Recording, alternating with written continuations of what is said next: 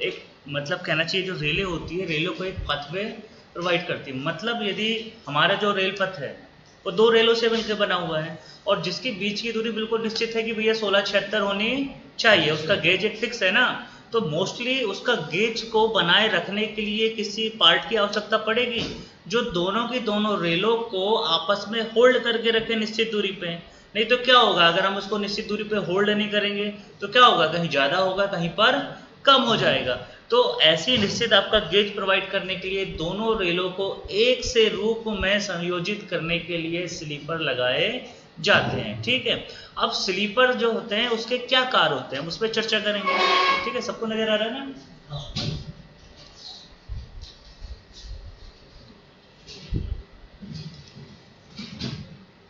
ठीक है, तो हम बात करेंगे फंक्शन ऑफ स्लीपर, स्लीपर के क्या कार्य है उसकी बात करेंगे।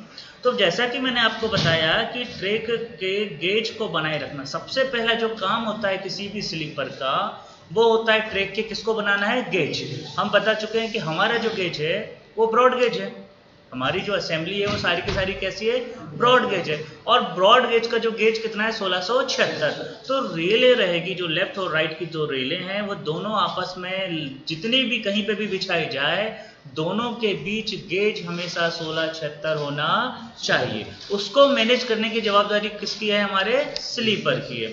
ठीक है, तो सबसे पहले गेज बनाए रखता है, उसके बाद रेलों को मजबूत एवं समतल आधार प्रदान करता है। अब रेलें तो हैं, अब रेल हम उनको किसी सॉफ्ट स्पेस पे तो नहीं बिछा सकते थे। अगर अज्यूम करो कि अगर मैं रेल को जमीन में बिछा दूं तो क्या होगा, अगर जमीन में मैं रेल को बिछा दूं तो क्या होगा, अगर मैं स्लीपर के ऊपर भी बिछा दूं तो क्या होगा, अपन एज्यूम कर सकते हैं, नहीं कर सकते हो, है ना। अगर उसको मैं वही अगर स्लीपर के ऊपर मैं रेल को बिछाया हूं तो सबसे पहली चीज वो तो गेज तो दे रही है, साथ में नीचे एक मजबूत समतल आधार भी हमको प्रोवाइड कर रही है कि एक नीचे हार्डनेस हो गया जो उसको क्या कर रहा है, जो रेल के ऊपर से जो लोड आ रहा है उसको क्या कर रहा है, डिस्ट्रीब्यूट नीचे कर रहा है। आगे इसी चीज को हम देखेंगे। रेलों के ऊपर आए हुए भार को गिट्टी के बड़े क्षेत्र में बांटने का मोस्टली में और क्या काम रहता है, देखो रेल के ऊपर जो हमारी रेल बिछी है, रेल के ऊपर चलती है ट्रेन, ट्रेन क्या करता है, एक एक्सेल लोड प्रोवाइड करता है किसके ऊपर, आपका रेल के ऊपर। अब रेल उस एक्सेल लोड को किस पे दे देगा, स्लीपर पे देगा। अब स्लीपर उसको क्या करेगा, गिट्टी के बड़े क्षेत्र में फैला के करेगा। देखो जो पॉइंट लोड होता है और डिस्ट्रीब्यूशन लोड होते हैं, दो लोड होते हैं। ऊपर से एक रेल के व्हील का एक लोड आया है उसको ये क्या कर रहा है, फैला रहा है। जितना हम किसी लोड को फैला देते हैं उसकी लोड की जो फ्रिक्वेंसी रहती है ऑटोमेटिक कैसी हो जाती है, कम हो जाती है। अगर मैं सिर्फ एक ही पॉइंट पे सारा लोड दे दूंगा तो एक ही पॉइंट पे बहुत ज़्यादा वो डैमेज करेगा, लेकिन उसी लोड को मैं अगर डिस्ट्रीब्यूट कर दूंगा, बांट दूंगा, तो उसका जो लोड हो जाएगा वो कैसा हो जाएगा, कम हो जाएगा। अगला, चलती गाड़ियों के भार से पहुंचे हुए आघातों और कंपन को संभालने के लिए रेलवे रेल और गिट्टी के बीच में लचीला प्रदान करता है। और क्या करता है भैया जी, अब गाड़ी जब चलेगी, जब हमारी ट्रेन चलती है, एक लोडेड होता है, बहुत ज़्यादा वाइब्रेशन होता है, बहुत ज़्यादा थ्रस्ट होता है, बहुत ज़्यादा कंपन होता है, तो उसको मैनेज करने के लिए रेल और बैलास्ट के बीच में एक ये लचीलेपन का एक क्या करता है, ये काम करता है। अगला क्या है भाई, ट्रैक को लंबाई में और लेटरल दिशा में मजबूती प्रदान करने के लिए। अब ट्रैक जो रहेगा वो हमारा उसकी लंबाई में भी और लेटरल में भी, दोनों भी कैसा रहेगा, मजबूती प्रदान को क्या करता है हमारा स्लीपर। तो ये हमारे मोस्टली किसके कार्य हो गए भाई, आपके स्लीपर के कार्य हो गए। अब इसके बाद बात करेंगे कि भैया एक आदर्श स्लीपर कैसा होगा, मतलब एक अच्छी क्वालिटी का जो स्लीपर है उसमें क्या गुण होने चाहिए। तो अच्छी क्वालिटी के स्लीपर में क्या गुण होंगे, सबसे पहला रहेगा स्लीपर का भार अधिक ना हो जिससे उसको लाने ले जाने में दिक्कत ना हो। तो पहली कंडीशन, जब भी हम स्लीपर बनाने की कोशिश करते हैं तो हम ये कोशिश किया गया है डिजाइन करने के लिए कि सबसे पहले स्लीपर का वजन ज़्यादा ना हो। पता चले इतना ज़्यादा वजन हो गया कि उसको हम शिफ्ट ही नहीं कर पा रहे हैं। मोस्टली एक स्लीपर को शिफ्ट करने के लिए 3 से 4 आदमी चाहिए रहेंगे, अगर इतना ज़्यादा भारी कर दिए जो वो हिला भी नहीं पा रहे हैं, 2 से 2 आदमी मिलकर स्लीपर इंसर्ट कर देते नहीं करते हैं, तो इतना ज़्यादा हेवी हो गया, ना वो डाल पा रहे हैं ना निकाल पा रहे हैं, तो ऐसे भी असेंबली हमारे किसी काम की नहीं है। तो हमें जब भी अच्छे गुण वाला स्लीपर क्या होता है, सबसे पहली चीज़ उसका वेट ज़्यादा नहीं होना चाहिए। अगला क्या है भैया जी स्लीपर का गुण, स्लीपर गाड़ियों के भार से कुचला ना जाए, अतः उसका मतलब आपकी बियरिंग जो एरिया है वो काफ़ी होना चाहिए। ठीक है, मतलब क्या होगा भाई इसका कि स्लीपर पे गाड़ी का लोड आ रहा है, उस लोड के कारण वो कैसा नहीं होना चाहिए, टूटना नहीं चाहिए। ठीक है, या फिर आपका उसका कहना चाहिए टूट फूट नहीं होना चाहिए, कुचलना नहीं चाहिए। तो उसका जो एरिया होना चाहिए उस चीज़ को एब्जॉर्ब करने वाला वो अच्छा बिल्कुल बड़ा सा चौड़ा सा होना चाहिए। स्लीपर का लोड बियरिंग एरिया इतना होना चाहिए कि जिससे स्लीपर के नीचे गिट्टी कुचली ना जा सके। अब देखो, अब पता चले मैंने स्लीपर बनाया, बिल्कुल पतला सा स्लीपर बना दिया। अब पतला सा मैंने स्लीपर बना दिया, ऊपर से भी मेरे पास मेरा लोड आ रहा है एज अ पॉइंट लोड की तरह, छोटा सा स्पेस में। रेल की चौड़ाई कितनी है आपकी नीचे फ्लैंज की, ज़्यादा 150 mm। उतने ही चौड़ा अगर मैं नीचे कर दूंगा तो क्या होगा, स्लीपर की चौड़ाई भी मेरी कम रहेगी, तो बैलास्ट पे क्या मारेगा, प्रेशर मारेगा ना। ठीक है, तो उससे क्या होगी, मेरी बैलास्ट टूटेगी, मेरी बैलास्ट कैसी होगी, खराब होगी। यदि उसी लोड को मेरा स्लीपर अगर चौड़ा रहेगा, उसका बेस यदि चौड़ा रहेगा तो उसी लोड को डिस्ट्रीब्यूट कर देगा, तो मेरे बैलास्ट के टूटने या कुचलने के चांस कैसे हो जाएंगे, कम हो जाएंगे। तो मतलब सिंपल चीज है कि अच्छा स्लीपर वो होगा जिसका बेस कैसा होना चाहिए, चौड़ा होना चाहिए। स्लीपर की बनावट तथा स्लीपर के बीच की दूरी ऐसी होनी चाहिए कि गिट्टी आसानी से निकाली जा सके और भरी जा सके। अब स्लीपर, हमारी स्लीपर की बनावट भी कैसी होनी चाहिए, ऐसी होनी चाहिए कि उसमें क्या हो कि बैलास्ट को मैं अगर मुझे डालना होगा तो आराम से मैं उसमें पुट कर सकूं, अगर मुझे निकालना है तो आराम से उसमें से मैं क्या कर सकूं, निकाल सकूं। मतलब उसको वर्किंग करना बहुत ही आसान होना चाहिए। नहीं तो पता चले हमने ऐसी डिजाइन कर दिया जिसमें बैलास्ट डाल रहे हैं तो भी दिक्कत हो रही है, निकाल रहे हैं तो भी दिक्कत। तो इस टाइप से हमारा स्लीपर नहीं होना चाहिए, उसमें बैलास्ट का इनपुट और आउटपुट दोनों इजी होना चाहिए। स्लीपर व उसकी फिटिंग ऐसी होनी चाहिए कि आसानी से निकाली जा सके व वापस लगाई सके। अब मैंने आपको कल ही बताया था कि भाई हमारा स्लीपर है, स्लीपर के ऊपर क्या बंधी रहती है, रेल बंधी रहती है। रेल कैसे बंधी होती है आपकी, फिटिंग फास्टनिंग से, ईआरसी से रहती है ना, फिटिंग फास्टनिंग से। तो उसको आसानी से हम क्या कर सके, खोल सके और आसानी से बांध सके। स्लीपर की बनावट आदि ऐसी होनी चाहिए कि रेल लाइन का रख रखाव आसानी से हो सके और ऐसी व्यवस्था होनी चाहिए कि स्लीपर की उठाई भराई निकासी आसानी से हो सके। मतलब स्लीपर ऐसा होना चाहिए कि जिसमें हम लिफ्टिंग आसानी से कर सके, लोअरिंग अच्छी आसानी से कर सके, स्लो आसानी से चला सके, मतलब सारा का सारा काम हम आराम से कर सकें। स्लीपर ऐसे होने चाहिए जिसके द्वारा ट्रैक सर्किट एरिया में उपयोग कर सकते हैं। मतलब स्लीपर हमारा ऐसा होना चाहिए जिसको हम कहाँ का यूज़ कर सके, ट्रैक सर्किट में। अब ट्रैक सर्किट में पता चले हमने ऐसा लोहे का स्लीपर वहाँ पे पुट कर दिया जो हमारा क्या कर देगा, ट्रैक ड्रॉप कर देगा।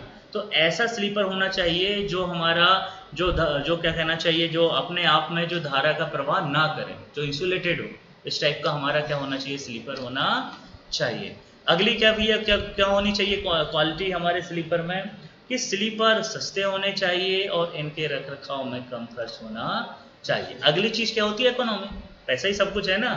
तो जो स्लीपर हम जो बना रहे हैं वो ऐसा भी ना हो कि बहुत ज़्यादा कॉस्टली हो जाए, मतलब वो ज़्यादा महंगा भी नहीं होना चाहिए, सस्ता होना चाहिए और उसका मेंटेनेंस भी कैसा होना चाहिए, आसान होना चाहिए। अब मोस्टली अभी तक हमने देखा भाई, दो चीज़ें देखा, स्लीपर के कार्य देख लिया कि स्लीपर का क्या काम है, दूसरा हमने ये देख लिया कि भैया एक अच्छे स्लीपर में कौन क्या क्या गुण होने चाहिए। अब हम चर्चा करेंगे स्लीपर के क्या प्रकार की, इसकी चर्चा करेंगे आपके स्लीपर के प्रकार की। तो मोस्टली स्लीपर जो रहेंगे वो 3 प्रकार के होते हैं। मोस्टली जो स्लीपर हमारे हैं वो 3 प्रकार के हैं। एक हो गया लकड़ी का स्लीपर, दूसरा हो गया लोहे का स्लीपर और तीसरा हो गया किसका, आपका कंक्रीट का स्लीपर। अब लकड़ी के जो स्लीपर हैं भाई, लकड़ी के स्लीपर क्या है, लकड़ी के स्लीपर होंगे, ठीक है। लोहे के कैसे होंगे, लोहे के होंगे, और कंक्रीट के कैसे होंगे, कंक्रीट के। तो पहले जो हम यूज करते थे मोस्टली वो क्या यूज करते थे हम, लकड़ी के स्लीपर। अब लकड़ी के स्लीपर में क्या बात थी भाई, लकड़ी का स्लीपर पहले सस्ता एवं आसानी से मिल जाता था, इसलिए इसका हम नॉर्मल यूज करते थे। इस स्लीपर पर ट्रैक की सिधाई करने में आसानी होती, लेकिन कुछ वर्षों के बाद इसकी ट्रैक की सिधाई करने में क्या होती है, कठिनाई होती है। मतलब जो लकड़ी के स्लीपर मोस्टली हमारा यूज़ हम पहले करते थे, ये पहली बात इसमें क्या मतलब खासियत थी, ये इजी, मतलब सस्ते होते थे, आसानी से अवेलेबल हो जाते थे। लेकिन इसमें क्या है कि जब स्टार्टिंग में जब नया स्लीपर रहेगा लकड़ी का तो हार्ड रहेगा, तो उसमें अगर मुझे अलाइनमेंट चलना है, ट्रैक को शिफ्ट करना है, तो मैं आसानी से उसको कर सकता हूँ। लेकिन जैसे ही वो पुराना हो जाता था, लकड़ी थोड़ी सी कमज़ोर सी होने लगती थी, हल्की सी सड़ने होती थी, तो मुझे जब उसमें स्लो चलाऊंगा, जब अलाइनमेंट चलाऊंगा, तो क्या होता था, फटने लगते थे। अतः एक नए स्लीपर का अलाइनमेंट करना आसान होता था, लेकिन अगर स्लीपर पुराना हो जाता था तो उसका अलाइनमेंट करने में हमें क्या होती थी, बहुत ज़्यादा दिक्कत होती थी। लकड़ी के स्लीपर आदमियों द्वारा पैकिंग करना आसान होता था। ठीक है, जो लकड़ी के स्लीपर होते थे उसको मैनुअली हम पैकिंग क्या कर सकते थे, आसानी से कर सकते थे। यह गाड़ी के द्वारा आए हुए भार से कुचला नहीं जाता था। जो हमारे लकड़ी के स्लीपर होते थे उसको मैनुअली पैकिंग करना हमारा कैसा होता था, आसान होता था। लेकिन बढ़ती हुई गाड़ियों की संख्या, गति एवं लोड के कारण इस पर ट्रैक को स्थिर रखने में दिक्कत होने लगी तथा मशीन मेंटेनेंस करना भी इसमें संभव नहीं था, इसलिए इसको धीरे से क्या कर दिया गया, बंद। जब हमारा नया स्लीपर है, अब स्लीपर को मैनुअली पैकिंग तो बहुत अच्छे से करते थे, लेकिन क्या होता था, जब बहुत ज़्यादा तेज़ी से लोड बढ़ने लगा, तो उसकी भी एक क्षमता है स्लीपर की, वुडन स्लीपर की, तो उस पर क्या हो गया कि जब ज़्यादा लोड वियर करने लगा तो वो स्लीपर हमारे क्या होने लगे, ख़राब होने लगे। और दूसरा, पहले तो हम सारा काम मैनुअली करते थे, आज जो भी पैकिंग है, जो भी मेंटेनेंस है, मैक्सिमम हम क्या करते हैं, आपका मशीनों से करते हैं। अब मशीनों से हम अगर इस स्लीपर की पैकिंग करते थे तो हमें जो पैकिंग है वो अच्छे से रिटेन नहीं करती थी, मतलब मशीनों से उसका मेंटेनेंस करना थोड़ा सा मुश्किल होता जा रहा था। इसीलिए जो हमारे लकड़ी के जो वुडन के स्लीपर है उसको टोटली अब क्या कर दिया गया है, बंद कर दिया गया। अब हम इसका यूज़ नहीं कर रहे हैं। अगला एक और स्लीपर हमारे पास, पहले हम अभी भी करते हैं, कहीं जगह कहीं है, क्या है आपका, लोहे के स्लीपर। लोहे के स्लीपर भी पहले हम यूज़ करते थे। अब लोहे के स्लीपर भी दो प्रकार के होते थे। एक होता था स्टील ट्रफ स्लीपर, ठीक है, जिसको एसटी स्लीपर बोलते हैं। एसटी स्लीपर मतलब क्या होता था, स्टील ट्रफ स्लीपर। और दूसरा होता था कास्ट आयरन स्लीपर, जिसको सीआई स्लीपर कहते हैं। सीआई रहते थे ना लंबे वाले, सीआई ऐसे घमेले वाले स्लीपर बोलते थे, जिसके दोनों तरफ घमेले लगे थे और एक ऐसी एक टाई बार रहती थी, उसको सीआई स्लीपर कहते थे। और दूसरे एसटी स्लीपर मतलब स्टील ट्रफ स्लीपर हुआ करते थे। ठीक है, अब इसका भी यूज़ हम लोग बिल्कुल नहीं करते। कहीं देख रहे हैं आप लोग, नहीं देख रहे, तो हमने टोटल वुडन भी बंद कर दिया है, और CST9 आपका एसटी स्लीपर और ये जो आपका सीआई स्लीपर, इसको भी क्या कर दिया, बंद कर दिया है। अभी जो वर्तमान में जो हम यूज़ कर रहे हैं वो कौन सा स्लीपर यूज़ कर रहे हैं हम, कंक्रीट स्लीपर। ठीक है, आज वर्तमान में यदि कोई स्लीपर कंटिन्यू यूज़ हो रहा है तो वो कौन सा हो रहा है, हमारा कंक्रीट स्लीपर। अब कंक्रीट स्लीपर के जो लॉस है, प्रॉफिट है, लाभ हानि की हम बात कर लेते हैं। तो क्या एडवांटेज है भैया कंक्रीट स्लीपर का। सबसे पहली चीज़, भारी होने के कारण कंक्रीट स्लीपर ट्रैक को मजबूती और स्थिरता प्रदान करता है। पहला, अगर मैं इसके प्रॉफिट की बात करूं तो भारी तो है, लेकिन भारी होने के कारण ये ट्रैक को क्या करते हैं, तो मजबूती प्रदान करते हैं और एक स्थिरता प्रदान करते हैं। ये रेल पथ के बकलिंग को रोकने की कोशिश करते हैं, अतः LWR के लिए ये विशेष उपयुक्त है। अब ये क्या है, भारी है, भारी होने के कारण ये क्या करेंगे, रेल की बकलिंग होने को रोकेंगे, उसका विरोध करेंगे, अतः ये LWR में डालने के लिए बहुत ज़्यादा उपयुक्त है। ठीक है, अब बकलिंग क्या होती है भाई, अलाइनमेंट बिगड़ जाना बकलिंग कहलाता है, इस पर अपन विस्तार से बाद में चर्चा करेंगे। ठीक है, तो ये बकलिंग को रोकने के लिए भी बहुत ज़्यादा कारगर है। लचीले फास्टिंग वाले कंक्रीट स्लीपर में से ऐसा ट्रैक मिलता है जो गेज, क्रॉस लेवल और सिधाई को ठीक रख सकता है। यह पैकिंग को भी बहुत ठीक रखता है, ये पैकिंग को भी बहुत अच्छे से मेंटेन करके रखता है। ठीक है, गेज मेंटेन करके रखता है, क्रॉस लेवल मेंटेन करके रखता है, अलाइनमेंट मेंटेन करके रखता है। एक बार इसको अगर प्रॉपर हमने फिटिंग कर दिया तो ये बार बार खराब नहीं होता है। कंक्रीट स्लीपरों का जो नीचे का जो पार्ट होता है, जब वो कैसा होता है, चपटा होता है, अतः ये मशीनी अनुरक्षण जैसे रेल पथ के रख रखाव, आधुनिकीकरण विधियों के लिए बहुत कैसा है, उपयुक्त है।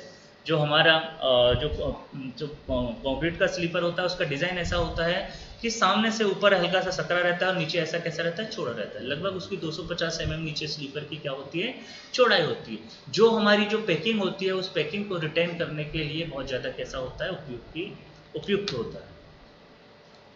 कंक्रीट के स्लीपर बिजली के कुचालक है, मतलब पुअर कंडक्टर है, अतः इनमें बिजली की करंट पास नहीं होता है, अतः रेल पथ सर्किट वाले क्षेत्र में इसका उपयोग भी इनका प्रयोग किया जा सकता है। ठीक है, मतलब ये कैसा होता है भैया, बिजली का कुचालक होता है, पुअर कंडक्टर होता है, मतलब इसमें से हमारी जो बिजली है, जो पावर है, वो फ्लो नहीं करता है, अतः इसका यूज हम ट्रैक सर्किट एरिया में भी करते हैं। इनके जलने का खतरा नहीं होता और साधारण हालातों में इन्हें कीड़े मकोड़े या कोरोजन से भी कोई नुकसान नहीं होता। ठीक है, ये तो पहली बात, कंक्रीट के स्लीपर आपके जलेंगे नहीं। दूसरी चीज, इसमें कीड़े मकोड़े भी कुछ नहीं कर सकते। ठीक है, और ये हमारा कोरोजन भी हमारे स्लीपरों पे नहीं लगता। कंक्रीट स्लीपर कोरोजन लगेगा क्या? नहीं लगेगा। बाकी हमारे वुडन के स्लीपर होते थे तो जल जाते थे, फट जाते थे। लोहे के स्लीपर हुआ करते थे तो उसमें कोरोजन लग जाता था, लेकिन यहाँ पर ये सारी चीज़ें हमको फेस नहीं करना पड़ता। कंक्रीट स्लीपरों की मियाद बहुत लंबी है, करीब 35 वर्ष, अतः रेल और स्लीपर को एक साथ बदला जा सकता है। आर्थिक दृष्टि से यह बहुत बड़ा लाभ है। ठीक है, मतलब जो हमारे स्लीपर है, स्लीपर जो हमारे कंक्रीट स्लीपर है, उसकी जो उम्र होती है वो कितनी होती है? 35 वर्ष। या यदि जीएमटी की बात करें तो होती है 2000 जीएमटी। हमारे जो स्लीपर की उम्र होती है 2000 जीएमटी या 35 वर्ष होती है, मतलब एक लंबी आयु है। ठीक है, वहीं आप यदि मेरा किसकी बात करें, आपके वुडन स्लीपर की, तो वुडन स्लीपर की जो उम्र होती है वो होती थी आपकी 18 साल। अच्छी क्वालिटी का वुडन, ठीक है, उसमें भी क्वालिटी पे डिपेंड करता है। जो अच्छी क्वालिटी का वुडन स्लीपर होता था उसकी उम्र होती थी 18 साल। ठीक है, वहीं अगर मैं आपका ब्रिज के लोहे के स्लीपर की बात करूँ तो ब्रिज के लोहे के स्लीपर की जो उम्र होती है वो होती है कितनी? 14 साल। लेकिन वही हमारा जो कंक्रीट स्लीपर है इसकी उम्र कितनी होती है? 35 साल। 35 साल मतलब क्या हो जाएगा आपका? 2000 जीएमटी या 35 साल जो भी पहले आ जाए। कंक्रीट स्लीपरों का थोक उत्पादन स्थानीय साधनों से ही किया जाएगा, मतलब जो भी नॉर्मल स्थानीय साधन मिलते हैं उससे कंक्रीट का निर्माण हो जाता है कंपनियां उनके साथ। जीएमटी होता है ग्रॉस मिलियन टन, मतलब आपके ट्रैक से कितना लोड गुजर रहा है, इसका जो रहता है जीएमटी का निर्धारण जो हमको जो मिलता है वो कौन देता है? Commercial department. जीएमटी किसके द्वारा प्रोवाइड की जाती है? Commercial department. अब कमर्शियल डिपार्टमेंट को पता है कि उसने मालगाड़ी कितनी चलाया, कितनी पैसेंजर गाड़ी चलाया। मालगाड़ी चलाया तो एक मालगाड़ी में कितना टन लोड हो लेके गुजरा। अब एक मालगाड़ी में कितना टन लोड गुजरा है तो पूरे साल में कितना टन लोड उस ट्रैक से गुजरा है, ये किसको पता होगा? कमर्शियल डिपार्टमेंट को। तो कमर्शियल डिपार्टमेंट ही ये बताता है कि इस ट्रैक की जो टीजीआई कितनी, सॉरी जीएमटी कितनी है? इतनी है। तो जितनी जीएमटी होगी उस हिसाब से हम निर्धारित करते हैं। तो सपोज मान लो कि अगर एक साल में जीएमटी 50 है, एक साल की जीएमटी कितनी है? 50 है, तो 2000 जीएमटी जब तक हो जाएगी तब तक वो स्लीपर हमारा चलता रहेगा, या 35 साल जो भी आपका पहले हो जाए। अभी तक हमने एडवांटेज देखा था, अब बात करते हैं भैया कंक्रीट स्लीपर के कुछ डिसएडवांटेज है, मतलब इसमें कुछ कमियां, मतलब कुछ हानियां हैं, उस पर हम बात करते हैं। कंक्रीट के स्लीपर भारी हैं, अतः इनको लाने ले जाने में, बिछाने में बहुत ज़्यादा कठिनाई होती है। आमतौर पर मशीनों का प्रयोग करना पड़ता है जिस पर आरंभिक खर्च बहुत बढ़ जाता है। ठीक है, पहले वुडन स्लीपर थे तो उसको 2 आदमी उठा के ले जा लेते थे, पहले तो एक ही आदमी कंधे पर डाल के ले जा लेता था। लेकिन कंक्रीट स्लीपर का क्या है, वेट ज़्यादा होने के कारण इसको शिफ्ट करना थोड़ा सा क्या हो गया, कठिन हो गया। ठीक है, इसका उपयोग करने के लिए हम मोस्टली क्या करते हैं, जब इनिशियल इसको हम डालते हैं तो मशीनों का प्रयोग करते हैं। अब मशीनों का प्रयोग करते हैं तो जो प्रारंभिक इंस्टॉलेशन का जो खर्च है उससे हमारा थोड़ा सा कैसा हो जाता है, बढ़ जाता है। गाड़ी के पटरी से उतर जाने या ड्रेलमेंट हो जाने पर कंक्रीट के स्लीपरों को बहुत ज़्यादा नुकसान होता है। अगर ड्रेलमेंट होता है इन स्लीपरों में तो ये बहुत ज़्यादा नुकसान होता है, क्योंकि जैसे ही व्हील इस कंक्रीट पे गिरता है तो पूरे स्लीपर को क्या कर देता है, खराब कर देता है। कंक्रीट के स्लीपरों के स्क्रैप का कोई दाम नहीं है। अगर हमारा कंक्रीट का स्लीपर अगर स्क्रैप हो गया, खराब हो गया, तो उसकी कोई वैल्यू नहीं है, वो बिल्कुल आपका वेस्ट जाएगा, क्योंकि जितनी मेहनत उसमें को तोड़ने में, उसके अंदर जो स्टील डला रहता है उसको निकालने में लगेगी, उससे अच्छा उसको हम कोई लेना पसंद नहीं करता है। ठीक है, तो उसका जो स्क्रैप जो मूल्य है वो कैसा रहता है, कुछ नहीं होता, कोई दाम नहीं होता उसका। ये स्लीपर गेती द्वारा पैकिंग के लिए उपयुक्त नहीं है। मतलब आपके जो कंक्रीट स्लीपर होते हैं, वो चाहे गेती हो चाहे सब्बल हो, किसी से भी पैकिंग करने के लिए उपयुक्त नहीं है। मतलब कंक्रीट के स्लीपर की हम मैनुअल पैकिंग नहीं कर सकते, क्योंकि जब मैनुअल पैकिंग करेंगे तो जो स्लीपर की जो कोरे रहती है उस कोर को क्या कर देता है, वो तोड़ देता है। ठीक है, इसलिए इसकी मैनुअली पैकिंग हम नहीं करते हैं। कंक्रीट स्लीपरों के रखरखाव के लिए भारी ऑन ट्रैक टेम्परों की जरूरत पड़ती है, जिसकी अपनी अलग समस्या है। मतलब सिंपल सी चीज़ है कि इनके मेंटेनेंस, देखो मैनुअली तो हम इसमें पैकिंग कर नहीं सकते, और करते भी हैं तो हम उसको स्लीपर को क्या कर रहे हैं, नुकसान पहुंचा रहे हैं। तो इसकी पैकिंग के लिए या तो हम मशीन से करेंगे या तो आपका ऑन ट्रैक टेम्पर का यूज करेंगे। ठीक है, अब कंक्रीट स्लीपर के भी प्रकार कर लेते हैं। ठीक है, अब कंक्रीट स्लीपर के जो प्रकार होते हैं वो दो प्रकार के हैं। सबसे पहले एक होता है दो ब्लॉक टाइप कंक्रीट स्लीपर। ठीक है, अब दो ब्लॉक टाइप मतलब इसमें अलग से दो ब्लॉक लगे रहते हैं, बीच में ऐसा सरिया लगा रहता है, आपका टाई बार लगा रहता है, और ऐसे दो अलग से ब्लॉक बने हुए रहते हैं, तो उसको बोलते हैं दो ब्लॉक वाले आपके कंक्रीट स्लीपर। और एक होता है मोनोब्लॉक। मोनोब्लॉक मतलब हमने क्या कर दिया कि पूरे के पूरे स्लीपर को एक साथ क्या कर दिया, कास्ट कर दिया, तो वो क्या कहलाता है, मोनोब्लॉक। अब दो ब्लॉक क्या है भैया, यह स्लीपर दो ब्लॉकों में होता है। यह साधारणतः आरसीसी से बना होता है, दोनों ब्लॉकों में टाई बार से जुड़ा होता है। ये चीज मैंने आपको बताया कि दो अलग अलग ब्लॉक रहते हैं और दोनों किससे जुड़े रहते हैं, एक टाई बार से जुड़े होते हैं, तो उसको बोलते हैं दो ब्लॉक टाइप। ये हमारे यहाँ यूज नहीं होता है, ये हमारे इंडियन रेलवे में इसका कोई चलन नहीं है। हम लोग जो यूज कर रहे हैं वो यूज कर रहे हैं मोनोब्लॉक कंक्रीट स्लीपर। ठीक है, जिसको बोलते हैं आपका MBC sleeper, monoblock concrete sleeper. अब मोनोब्लॉक कंक्रीट स्लीपर भी तब सबसे शुरू में जब बना था तब मोनोब्लॉक कंक्रीट ही हम यूज करते थे। ठीक है, नॉर्मल स्लीपर होता था। यह स्लीपर एक लंबा स्लीपर होता है। इसकी लोहे की छड़ों में पहले से ही प्री स्ट्रेस करते हैं, और लोहे की छड़ों में तनाव और टेंशन के हिसाब से स्लीपर को दो प्रकार से बांटा गया।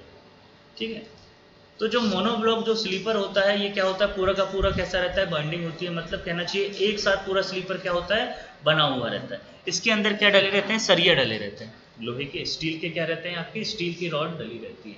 जो स्टील की रॉड रहती है स्लीपरों में, उसकी जो संख्या होती है वो होती है 18। कितनी होती है, 18।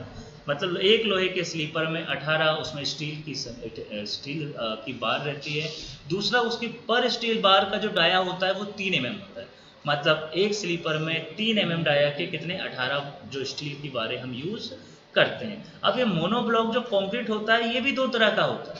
मोनोब्लॉक कंक्रीट भी कैसा होता है, दो तरह का। एक होता है आपका प्री टेंशन टाइप, मतलब प्री टेंशन टाइप हो जाएगा, और दूसरा हो जाएगा पोस्ट टेंशन टाइप। मतलब प्री टेंशन टाइप मतलब ये होगा कि भैया ऐसा स्लीपर जिसके अंदर हमने जो लोहे की जो छड़ यूज हो रहे हैं उसको हमने पहले से क्या कर दिया, टेंशन दे दिया, उसे बोलेंगे प्री टेंशन। इन स्लीपरों को बनाते समय लोहे की छड़ों में पहले से ही खिंचाव दे दिया जाता है। जिसमें पहले से ही छड़ों में खिंचाव दिया जाएगा उसे क्या कहेंगे हम, प्री टेंशन टाइप स्लीपर। ठीक है, जिसको बोलते हैं पीएससी स्लीपर। और जो दूसरा स्लीपर है वो है पोस्ट टेंशन टाइप। ठीक है, इन स्लीपरों को बनाते समय कंक्रीट पहले भरी जाती है, लोहे की छड़ों में खिंचाव बाद में दिया जाता है। भारतीय रेल में सामान्यतः प्री स्ट्रेस स्लीपर मतलब पीएससी स्लीपर का यूज किया जाता है। मतलब हम लोग जो यूज कर रहे हैं वो स्लीपर वो कौन सा यूज कर रहे हैं, प्री स्ट्रेस स्लीपर। मतलब पहले ही हम क्या कर देते हैं, स्लीपर के जो स्टील होती है उसको पहले से खींच के क्या कर देते हैं, टेंशन दे देते हैं, और उसके बाद फिर उसमें क्या करते हैं, कंक्रीटिंग करते हैं। तो हम लोग जो हमारे पास जितने भी स्लीपर आप लोग देख रहे हो सब क्या है, आपके पीएससी स्लीपर। अब ब्रॉड गेज की बात करें तो बीजी स्लीपर के प्रकार की बात करें तो मोनोब्लॉक स्लीपर, मोनोब्लॉक और वाइडर स्लीपर। ठीक है, हमारे पास स्लीपरों की बात करें तो मोनोब्लॉक मतलब ये पीएससी स्लीपर हम यूज कर रहे हैं। अब मोनोब्लॉक स्लीपर हमारे पास 52 kg के भी आते हैं और 60 kg के भी आते हैं, और 136 आरी जिसको अपन बोलते हैं वाइडर बेस स्लीपर। 136 आरी एक नया स्लीपर आया ना, वाइडर बेस। ठीक है, वाइडर बेस स्लीपर। तो जो हमारा 52 kg का जो स्लीपर होता है उसका जो आरटी ड्राइंग नंबर होता है वो होती है 2495। 52 kg का जो ड्राइंग नंबर होता है RT 2495। अब इसके आप देखोगे स्लीपर के एंड पे लिखा रहता है PSC 12। 52 kg के स्लीपर को जब भी हम पहचानेंगे तो उसमें हम देखेंगे, जैसे देखो आपका ये स्लीपर दिख रहा है ये स्लीपर, इस स्लीपर के एंड में मेरा कर्सर दिख रहा है ना, दिख रहा है, ठीक है, इस एंड में यहां पर लिखा रहता है PSC 12। क्या लिखा रहेगा? PSC 12। अगर PSC 12 लिखा हुआ है मतलब हम पहचान जाएंगे कि ये मेरा 52 kg का स्लीपर है। अगर PSC 14 लिखा हुआ है, क्या लिखा हुआ है? PSC 14 लिखा हुआ है, तो हम पहचान जाएंगे कि ये मेरा 60 kg का स्लीपर है। ठीक है, तो स्लीपर में पहचानने का सिंपल सा ये है कि उसके एंड पर PSC अगर 12 लिखा हुआ है तो मेरा कौन सा स्लीपर है? आपका 52 kg का। और PSC 14 लिखा हुआ है तो मेरा कौन सा है? आपका 60 kg का स्लीपर है। तो देखिए यहाँ पे भी वही चीज़ है कि 52 kg में RT ड्राइंग नंबर कितना है? 2495, और इसमें क्या लिखा रहता है? PSC 12। 60 kg की बात करूँ तो 60 kg में लिखा रहेगा 24, ड्राइंग नंबर है 2496, और इसके एंड पे लिखा रहता है PSC 14। और एक जो नया अभी स्लीपर आया है वाटर बेस स्लीपर, इसका ड्राइंग नंबर होता है 8527। वाटर बेस स्लीपर का ड्राइंग नंबर क्या है? 8527। ठीक है, साधारणतः स्लीपर की लंबाई 27-50 होती है। इन स्लीपरों को रेल सीट में A1:20 का ढलान अंदर की तरफ दिया जाता है।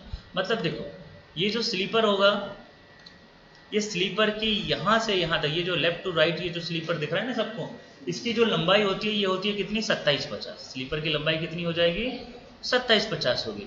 और इन स्लीपरों को देखो ये 20 सेंटर की तरफ ऊपर जैसे ही बढ़ेंगे तो ये ढाल दिख रहा है, ये कैसे हैं? ढाल। मतलब सारे के सारे स्लीपर कैसे होते हैं? ऐसे ढलान में होते हैं। सारे के सारे स्लीपर कैसे होते हैं? ऐसे ढलान में होते हैं। ढलान से क्या होता है भाई? ढलान भी कितना होता है? 1:20 का। ये स्लोप कितना होता है? ये 1:20 का। अब ये 1:20 का स्लोप क्यों रहता है भाई? 1 देखो आप कोई भी स्लीपर देखोगे, आप कैसा स्लीपर है? अब ये स्लीपर जब भी आप देखोगे तो इस स्लीपर पे आपका एक स्लोप रहता है। ये स्लोप दिख रहा है ना, ये स्लोप कितने का रहता है? 1:20 का स्लोप रहता है। अब 1:20 का स्लोप क्यों रहता है भाई? ये जो स्लोप है ये कितने का? ये पूरा का पूरा 1:20 का स्लोप है। 1:20 का स्लोप मतलब क्या होता है? मैंने कल ही बताया था आपको। स्लोप का क्या मतलब होता है कि भाई स्लोप का सिंपल सा मतलब ये है कि मैं अगर यहाँ से 20 mm अगर या 20 सेंटीमीटर आगे बढ़ूंगा, कितने सेंटीमीटर आगे बढ़ रहा हूँ? 20 सेंटीमीटर।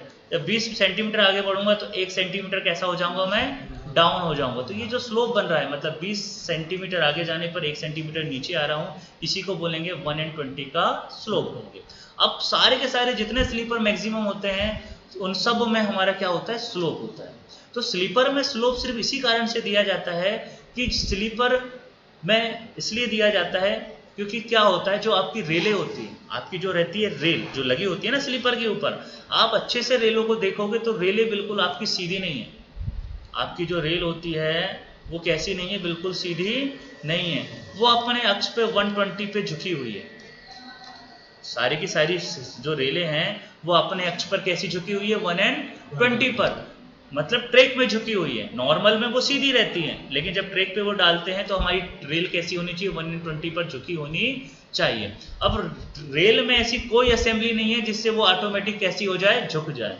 तो अब उस रेल को हमको अंदर की तरफ झुकाना है, इसलिए झुकाने के लिए हम स्लीपर को क्या करते हैं? 1:20 के रूप में झुका देते हैं। अब इसके ऊपर यदि मैं अगर मैं रेल बिछाऊंगा तो ऑटोमेटिक जब ये मेरा झुका हुआ है तो ये भी आपका झुका होगा नहीं होगा? अगर मेरा स्लीपर ही झुका हुआ है 120 में, अब झुके हुए स्लीपर के ऊपर मैं झुकी हुई रेल लगाऊंगा तो ऑटोमेटिक मेरी रेल भी क्या हो जाएगी? झुक जाएगी। ठीक है, रेलों का इस तरह अंदर की तरफ झुकना कोनिंग कहलाता है। ठीक है, कोनिंग कहलाता है। इसको कैंट भी कहते हैं, रेलों का कैंट भी कहते हैं। ये कितना होता है? 1:20 होता है। सर पॉइंट एंड क्रॉसिंग में स्लीपर वैसे नहीं होते। पॉइंट एंड क्रॉसिंग में नहीं होते। पॉइंट एंड क्रॉसिंग एक ऐसी असेंबली होती है जिसमें ये कैसा रहता है? बिल्कुल स्लेब। पॉइंट एंड क्रॉसिंग के स्लीपर कैसे होते हैं? बिल्कुल मेरे सीधे होते हैं, बिल्कुल स्ट्रेट होते हैं। तो पॉइंट एंड क्रॉसिंग ही एक ऐसी होती है जिसमें रेलों में कैंट 0 होता है, कोनिंग 0 होती है। वो मेरी रेलें कैसी होती है? सीधी होती है। अब वहां पर सीधी क्यों होती है भाई? वहां पर इसलिए सीधी होती है कि नॉर्मल सारे स्ट्रक्चर पे सिर्फ एक रेल है, एक रेल को मैंने अगर कोनिंग भी दे दिया तो कोई फर्क नहीं पड़ेगा। लेकिन अगर पॉइंट एंड क्रॉसिंग में आपकी टंग रेल और स्टॉप रेल, दो रेलें आपस में कैसी रहती है? चिपकी हुई रहती है। लेकिन और अगर मैं उसको वहां कोनिंग दे दूंगा तो दो रेलें जब चिपकी हुई है और उसको हम तिरछा करेंगे तो वो जो आपस में जो मिली हुई है वो उसमें क्या बन जाएगा? गैप आ जाएगा। कोई भी दो रेलों को यदि आपने चिपका के रखा है टंग रेल स्टॉप रेल को, और उसको यदि आप झुका दोगे तो उनके बीच में क्या हो जाएगा? गैप हो जाएगा, और वो गैप हमारी सुरक्षा की दृष्टि से ठीक नहीं है। इसलिए पॉइंट एंड क्रॉसिंग में कैंट 0 होता है, वहां पे कोई रेल हमारी झुकी हुई नहीं रहती। अब मोस्टली ये चीज समझना बहुत जरूरी है कि हम रेलों को क्यों झुकाते हैं। हम रेलों को क्या करते हैं? झुकाते हैं। तो क्यों झुकाते हैं भाई? हम रेलों को इसलिए झुकाते हैं क्योंकि जो हमारी रेल है, हमारा जो व्हील चलता है, याद रखना व्हील जो रहता है आपका अंदर की तरफ कितना झुका हुआ, कितना रहता है? मतलब कहने का मेरा ये है कि जब भी व्हील चलेगा आपका तो व्हील रेल लेवल से 38 mm नीचे चलता है। व्हील का जो फ्लैंज होता है वो रेल लेवल से कितना mm नीचे चलता है? 38 mm। और 38 mm नीचे चलता है और ये प्रेशर देता है बाहर के लिए। जब गेज पे व्हील चलेगा तो व्हील कहाँ पे प्रेशर देगा? बाहर की तरफ देगा। और बाहर की तरफ जो वो प्रेशर देता है तो उसका विरोध कौन करती है? हमारी रेल करती है। लेकिन अगर मेरी रेल को अंदर की तरफ झुका दूंगा और बाहर की तरफ एक फोर्स लग रहा है तो उस बाहर की तरफ व्हील का जो फोर्स लग रहा है उसको बहुत आसानी से मेरी रेल क्या कर लेगी? रोक लेगी। उसको आराम से बाहर जाने से क्या कर लेगी? रोक लेगी। इसलिए हमारी क्या दी जाती है? कोनिंग। यही कारण है कि जब आपकी ट्रेन चलती है तो बिल्कुल ऐसी हिलती हुई चलती है, क्योंकि लेफ्ट की रेल उसको अंदर ढकेलेगी, फिर राइट की रेल अंदर ढकेलेगी, तो दोनों के बीच वो बिल्कुल आपका इस टाइप से मूव करते हुए आगे बढ़ेगा, जिग मूव करते हुए आगे बढ़ेगा। तो हम बात कर रहे थे भाई स्लीपर। तो स्लीपर में ये क्या होता है? 120 की क्या रहती है? आपकी कोनिंग रहती है। अब वाइडर बेस स्लीपर की बात कर लेते हैं, हम स्लीपरों की बात कर लेते हैं। ये जो दिख रहा है ये वाइडर बेस स्लीपर की संरचना है। किसकी है ये? Wider base. अब जो स्लीपर होता है 52 kg हो या 60 kg हो, स्लीपर मेरा 52 kg का हो या 60 kg का, दोनों स्लीपरों का जो वेट होता है वो बिल्कुल सेम होता है और वो होता है 287 kg। यहाँ पर लिखा हुआ है 280, लेकिन एक्चुअल में क्या होता है? 287 kg। स्लीपरों का वेट चाहे वो मेरी 52 kg हो चाहे आपका 60 kg हो, उसका वेट होता है 287 kg। उसके मध्य में अगर मैं बात करूं स्लीपर के, तो इसके मध्य में, मध्य मतलब ये सेंटर भाग हो जाएगा, ठीक है। अब मध्य में, ठीक है, तो इसके मध्य में जो इसकी ऊंचाई होती है, ये जो हाइट रहेगी इसके सेंटर पे ऊंचाई, ये कितनी होती है? 180 mm। जो नॉर्मल स्लीपर होगा उसके सेंटर में जो हाइट रहती है वो होती है 180 mm, ठीक है। और इसकी जो चौड़ाई रहेगी वो कितनी रहती है? आपकी 150 mm। इसकी जो चौड़ाई रहेगी वो कितनी रहेगी? 150 mm। सर वो वेट का नहीं समझा, 52 किलो 280 किलो दोनों की वेट ही है। हाँ, दोनों सेम रहते हैं। 52 kg का स्लीपर हो या 60 kg का स्लीपर हो, दोनों का वजन कैसा होता है? सेम होता है। वजन भी सेम होता है, साइज भी सेम होता है। 52 kg 60 kg की लंबाई भी आपकी, जैसे स्लीपर की बात करेंगे तो 27-50 ही रहेगी, ठीक है। आपकी उसके चौड़ाई की बात करेंगे तो 250 रहेगी, हाइट की बात करेंगे तो 210 रहेगी। सब कुछ कैसा रहेगा? सेम रहता है। मतलब 52 kg और 60 kg के स्लीपर में कोई अंतर नहीं है बेसिकली। नहीं वो नहीं, हाँ, उनका वेट को आपने पहले बोल दिया, ये भी कौन सा? एक यही तो वेट है ना, 287। हाँ हाँ, अरे स्लीपर की बात कर रहे हैं, देखो बता रहा हूं। देखो ये स्लीपर दिख रहा है आपको, ठीक है। ये 52 kg का स्लीपर है। कितने kg का स्लीपर है? 52। अगर यहीं पे मेरा स्लीपर है, ये भी 60 kg का स्लीपर है। ये कितने kg का स्लीपर है? 60 kg। ये दोनों का दोनों सेम होते हैं। दोनों स्लीपरों की लंबाई बराबर होती है, दोनों स्लीपरों की चौड़ाई बराबर होती है, सब कुछ दोनों का कैसा होता है? सेम होता है। और ऑर्डिनरी दोनों स्लीपरों का जो वजन होता है वो होता है 287 kg। कितना kg होता है? 287 kg होता है, ठीक। अब बस अंतर क्या होता है दोनों में? दोनों में अंतर बस होता है कि इनसे इंसर्ट टू इंसर्ट के बीच का डिस्टेंस, सिर्फ इंसर्ट टू इंसर्ट के बीच का डिस्टेंस। इंसर्ट मतलब जिसके बीच में रेल आती है ना, ये देखो ये रेल बैठी हुई है, इंसर्ट टू इंसर्ट के बीच का डिस्टेंस। अगर मेरा 52 kg का है तो 52 kg में इंसर्ट टू इंसर्ट डिस्टेंस जो होता है वो होता है 149 mm। Insert to insert distance जो रहेगा 52 kg का 149 mm होगा। और वहीं अगर मैं 60 kg की बात करूंगा तो 60 kg में इंसर्ट टू इंसर्ट का जो डिस्टेंस होता है वो होता है 162 mm। कितना होगा? 162। मतलब 60 kg 52 kg बिल्कुल सेम है, दिखने में कोई पहचान नहीं आएगा। सिर्फ अंतर क्या रहता है, उसके अंदर जहाँ रेल बैठती है ना उसके इंसर्ट टू इंसर्ट का अंतर रहता है। तो 52 kg का जो रहता है इंसर्ट टू इंसर्ट 149 होता है और 60 kg का कितना होता है? 162 mm। बाकी वजन, लंबाई सब कुछ कैसी रहती है? सेम रहती है। किसकी बात कर रहे हैं? ऑर्डिनरी स्लीपर की। सर लेकिन दोनों का मिला के फिर भी 270 से मतलब सर बोलने का मतलब ये है कि 52 केजी जो है वो भी स्लीपर का वेट है और 287 भी स्लीपर का वेट है, तो दो वेट कैसे? 52 केजी रेल का वजन है वो। ये 1 मीटर रेल का वजन। अरे नहीं, दोनों स्लीपरों का वजन। अरे सुन लो भाई, सुन लो। अरे तुम समझ नहीं पा रहे, तुम समझ पा रहे। ठीक है? वो पटरी का वजन। अरे सुन तो 52 kg रेल होती है। क्या होती है? 52 kg रेल। अब 52 kg रेल अपन पढ़ेंगे, जब रेल पढ़ेंगे तब बताऊंगा कि जो 52 kg रेल रहती है उसका जो डायमेंशन रहता है, ठीक है, उस डायमेंशन में बाद में देखेंगे। उसके नीचे की जो चौड़ाई रहती है वो रहती है कितनी? 136 mm। कितनी होती है? 136। वहीं 60 kg की रेल यूज करते हैं तो उसके जो फ्लेंज की चौड़ाई होती है 150 mm। तो दोनों की रेल बैठाने के लिए मुझे अलग अलग स्लीपर की 60 का हो, ठीक है। अब रेल सीट पर इसकी जो ऊंचाई होती है 210 होती है, रेल सीट पर उसकी चौड़ाई 150 होती है, नीचे साइड में 250 होती है, ठीक है। अब इसी को एक नया स्लीपर आया है जिसको बोलते हैं वाइडर स्लीपर। ये जो दिख रहा है ना डायग्राम, ये आपका वाइडर स्लीपर। ये कौन सा स्लीपर है? वाइडर। ये वाइडर स्लीपर साइड से कैसा है? हल्का सा ऐसा तिरछा है, ऐसा अंदर की तरफ कैसा मुड़ा हुआ है, ठीक है। इसको बोलते हैं वाइडर स्लीपर। अब ये जो है इसका ड्राइंग नंबर भी मैंने बताया था। इसका ड्राइंग नंबर कितना आया है? 8527। 8527 इसका वाइडर बेस स्लीपर का ड्राइंग नंबर है।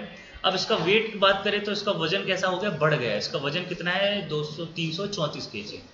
वाइडर बेस स्लीपर का वजन कितना है? 334। इसके मध्य में, सेंटर में इसकी चौड़ाई होती है 200 mm, ठीक है।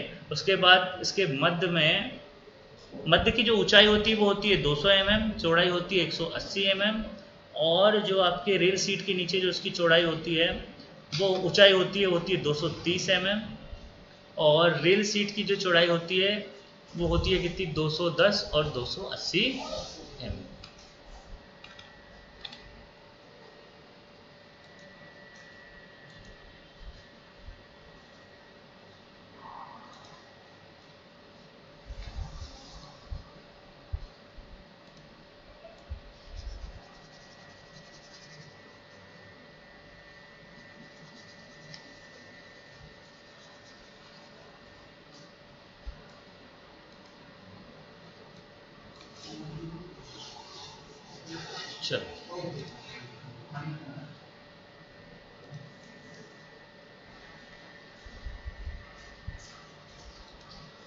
चलो इसको बता देता हूँ। जैसे सपोज मान लो ये आपका स्लीपर है, ठीक है। डायमेंशन पे आप कंफ्यूज हो रहे होंगे तो ये है, ये स्लीपर जो है, ये स्लीपर की जो लंबाई होगी, स्लीपर की ये जो होगी लंबाई, मतलब यहाँ से यहाँ तक कितना लंबा, चाहे 52 का हो चाहे 60 का हो, मैंने बताया दोनों कैसे होते हैं? सेम होते हैं।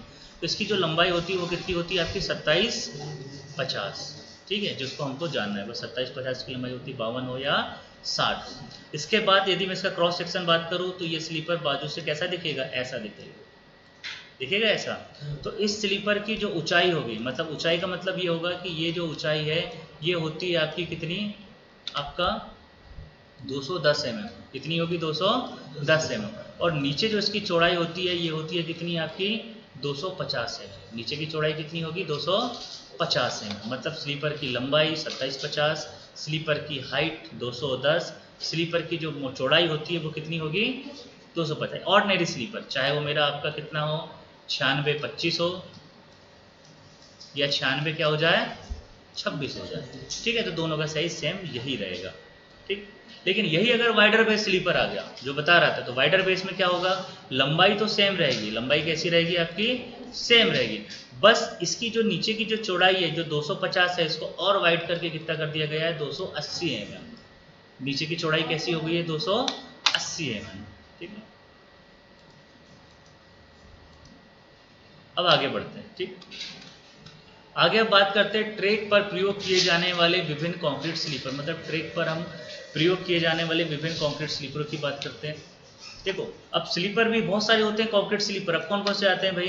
अब फाटक के स्लीपर आते हैं। फाटक मतलब गेट पे स्लीपर रखते हैं जिसमें हमारी चक्रेल बन जाती है, ठीक है, जिसमें स्क्रू पिन लगी हुई रहती है।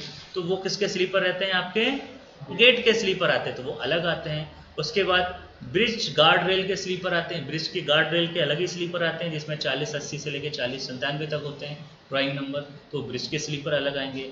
ब्रिज की अप्रोच सीट के स्लीपर अलग आते हैं। एसीजे के स्लीपर अलग आते हैं, ठीक है। पॉइंट एंड क्रॉसिंग के स्लीपर अलग आते हैं। स्लेक गेज स्लीपर मतलब जो कर्व होता है, जो ज़्यादा कर्व होते हैं ज़्यादा डिग्री के, वहाँ पे स्लेक गेज स्लीपर आते हैं जिसका गेज ज़्यादा होता है, ऐसे स्लीपर भी आते हैं। और सेलो स्लीपर आते हैं। तो मोस्टली हमारे इतने प्रकार के स्लीपर आते हैं। सबसे पहले बात करते हैं हम किसकी? गेट के स्लीपर, फाटक के स्लीपर।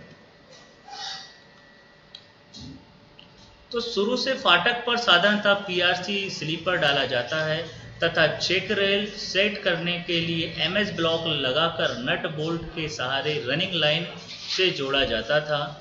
लेकिन अब चेक रेल को लगाने के लिए डिज़ाइन किया हुआ ब्रैकेट आता है। उस ब्रैकेट को स्क्रू के द्वारा पीआरसी स्लीपर पर क्या कर देते हैं? सेट कर देते हैं, जिसके लिए पीआरसी स्लीपर को बनाया जाता है। इसे पॉलीथीन नायलॉन का बना हुआ डोबल स्लीपर में लगा दिया जाता है। मतलब सिंपल सी चीज़ ये है कि स्पेशल गेट के लिए स्लीपर आते हैं जिसमें क्या होगा कि उस स्लीपर में पहले से ही स्क्रू पिन के क्या रहते हैं? होल रहते हैं, जिसमें हम उसकी प्लेट लगाते हैं चेकरेल वाली और स्क्रू पिन से उसको क्या कर देते हैं? टाइट कर देते हैं। फिर अगला होता है ब्रिज स्लीपर। तो जो ब्रिज के स्लीपर होते हैं, ब्रिज के स्लीपर रेल सेट करने के लिए स्लीपर बनाते समय ही गेट के अनुसार स्लीपर के टॉप पर, ठीक है, वही है आपकी पॉलीथीन नायलॉन का डबल रेल को रेल स्क्रू से सेट करने की व्यवस्था की जाती है। मतलब ब्रिज पर भी क्या होता है? नॉर्मल हमारी गार्ड रेल फंस सके तो जिस टाइप पे हमारे गार्ड रेल का मूवमेंट होता है उस टाइप से उसके स्क्रू पिन के होल हमारे पहले से कर दिए जाते हैं, जिसका ड्राइंग नंबर आपका 40 आपका 88 से स्टार्ट होते हैं और 40-97 तक उसके स्लीपर होते हैं।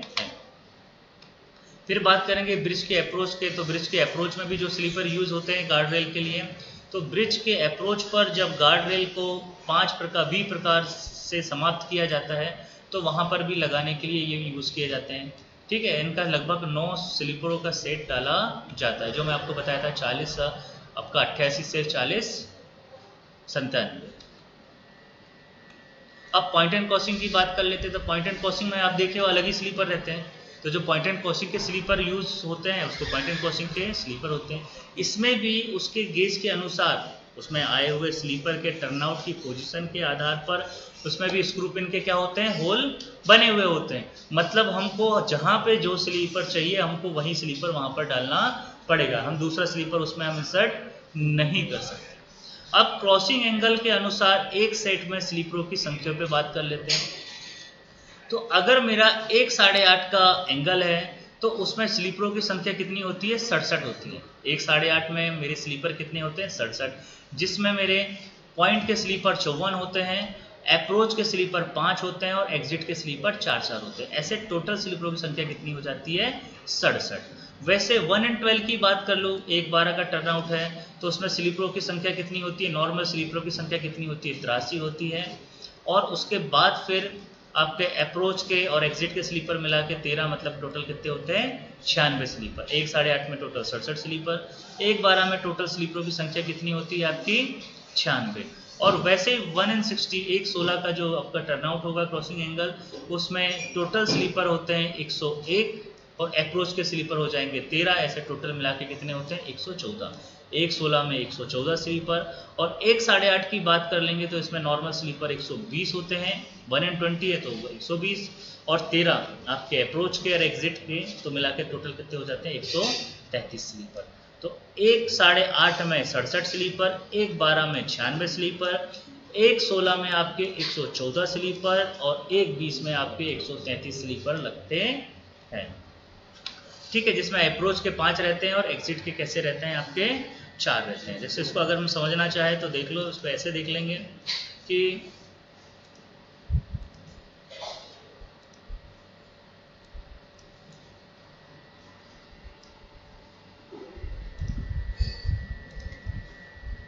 देखो ये आपका टर्न आउट रहता है,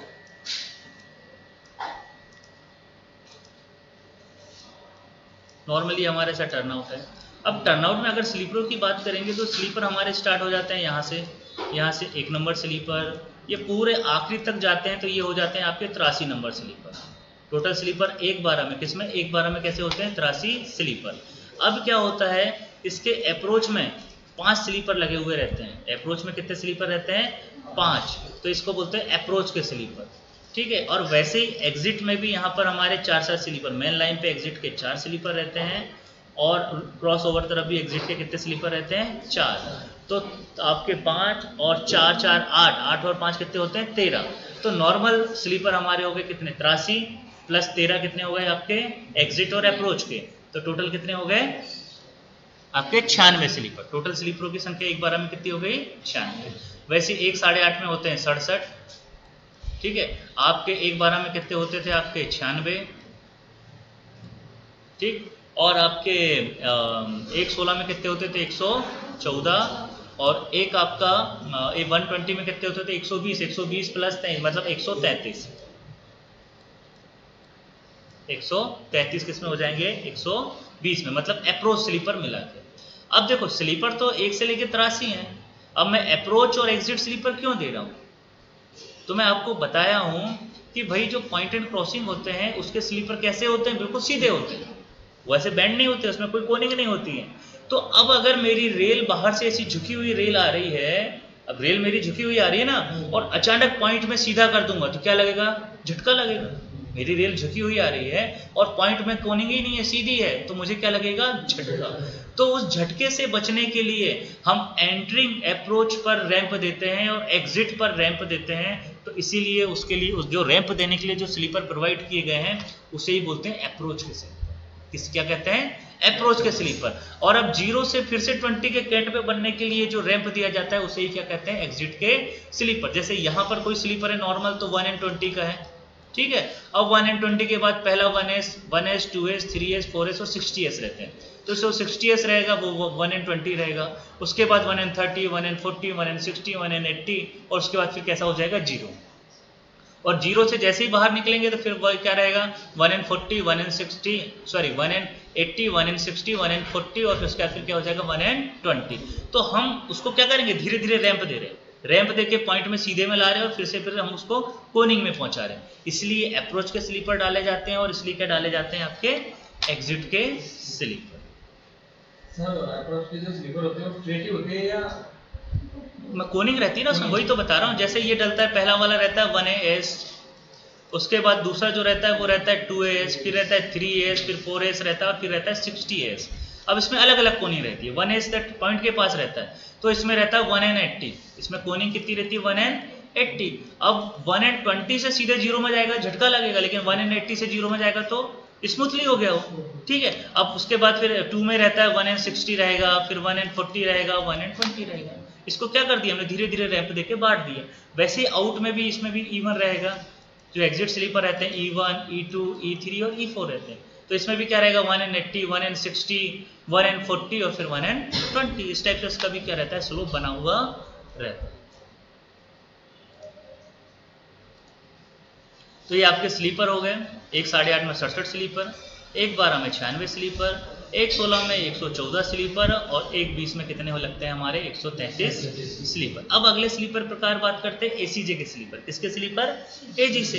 अब एसीजे में जो स्लीपर डाले जाते हैं उसी को क्या बोलते हैं एसीजे के स्लीपर। एसीजे के स्लीपर का सेक्शन दूसरे स्लीपरों के सेक्शन से अधिक व वजन में भारी होता है, जिसका टॉप समतल होता है। इन स्लीपरों को बनाते समय पॉलीथीन नायलॉन के डोवेल प्लेट स्क्रू लगाए जाते हैं के स्थान पर लगा दिए जाते हैं, तब उसी पर एसीजे स्लीपर को पॉलीथीन नायलॉन पर बना हुआ डोवेल को लगाकर बनाया जाता है। ठीक है, सिंपल सी बात यह है कि जो एसीजे के स्लीपर होते हैं बाहर रहते हैं और चौड़े रहते हैं, उसकी चौड़ाई 300 mm रहती है और उसी के ऊपर क्या बैठती है प्लेट। उसी ऊपर क्या बैठाते हैं प्लेट। नमक तो नहीं डालना गुरुवार है, तो उसी के ऊपर क्या बैठा देते हैं हम, क्या बैठा देते हैं भाई एसीजे की प्लेट बैठा देते हैं। तो आप ये देखोगे कि एसीजे के जो स्लीपर रहते हैं वो भी कैसे रहते हैं सीधे रहते हैं। अब एसीजे के स्लीपर सीधे होते हैं, इसी कारण से जो आपके जो एसीजे के ऊपर जो प्लेट लगती है, एसीजे के ऊपर जो क्या रहती है, प्लेट रहती है, वो प्लेट में 1/20 का रैंप दिया जाता है, क्योंकि एसीजे में भी रेल झुकी हुई रहती है। एसीजे में रेल कैसी रहेगी, झुकी होगी, लेकिन एसीजे के स्लीपर मेरे कैसे हैं, सीधे हैं। तो वहां पर कोनिंग देने के लिए प्लेट में ही 120 का क्या किया जाता है, स्लोप। आप जब भी एसीजे की प्लेट देखोगे तो अंदर की तरफ पतली रहेगी और बाहर की तरफ कैसी रहेगी, मोटी हुई रहेगी। अब यहाँ पर एसीजे डला हुआ है, मॉडल ट्रैक में जाके देख लेना, ठीक है। तो एसीजी की प्लेट अंदर कैसी रहती है, पतली रहती है, और बाहर की तरफ कैसी रहती है, मोटी, जिससे रेल को अंदर की तरफ क्या कर सके, हम झुका सके।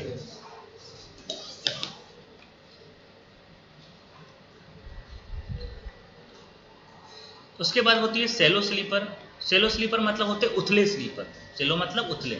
सामान्य सेलो स्लीपर पुलिया तट पर बनाए जाते हैं। जिस ब्रिज पर सामान्यतः ऊंचाई का स्लीपर डालना संभव ना हो, वहां पर कम ऊंचाई के विशेष स्लीपर डाले जाते हैं, जिससे स्ट्रेंथ के हिसाब से स्लीपरों को बनाया समय उसकी चौड़ाई बढ़ा दी जाती है। तो एक जैसे क्या होता है कि मेरा एक ब्रिज है, ब्रिज पर हमारे नॉर्मल 210 mm मोटाई का जो स्लीपर है वो डालना मुश्किल है, उसको हम नहीं डाल पा रहे हैं। तो उस कंडीशन में वहां पर क्या होंगे, उसकी कम हाइट के स्लीपर हम डालेंगे, तो उसके लिए स्पेशल स्लीपर बनाए जाते हैं, जिसे ही क्या बोला जाता है, हमारा सेलो स्लीपर। उसके बाद अगला है आपका slack gauge sleeper. Slack gauge sleeper मतलब ऐसे स्लीपर जिसका गेज कैसा रहता है, ज़्यादा रहता है। नॉर्मल मैंने गेज बताया कितना होता है आपका, 1676 होता है। 1676 क्या होता है आपका, नॉर्मल गेज होता है। लेकिन जब इससे ज़्यादा गेज बनाया जाएगा तो उसी को क्या बोलेंगे, स्लग गेज। मतलब गेज को क्या कर दिया गया है, बढ़ा दिया गया है, ठीक है। तो उसी को बोलते हैं slug gauge.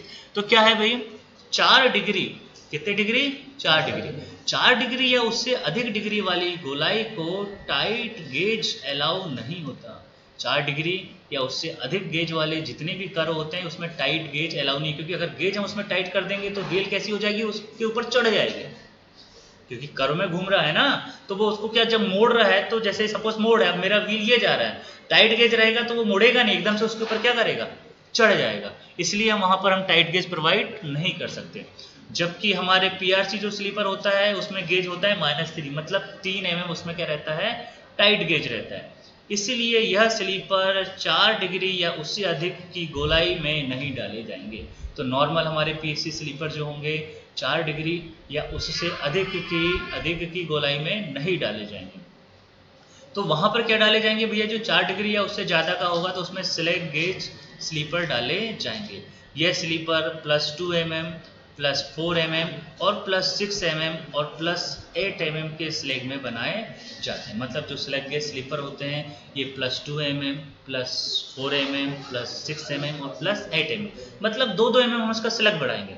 +2 mm, +4 mm, +6 mm और +8 mm के स्लैग गेज में बनाए जाते हैं। अगली बात करेंगे स्लीपर डेंसिटी की। किसकी बात करेंगे अपन, तो स्लीपर डेंसिटी क्या है। स्लीपर डेंसिटी कुछ नहीं है, स्लीपर डेंसिटी मोनली एक कंडीशन है कि आपको कितनी मात्रा में स्लीपर चाहिए, आप स्लीपर कितनी मात्रा में, कितनी क्वांटिटी में लगा रहे हो, 1 किलोमीटर में कितने स्लीपर लगा रहे हो, वही उसकी क्या हो जाएगी, स्लीपर डेंसिटी कहलाएगी।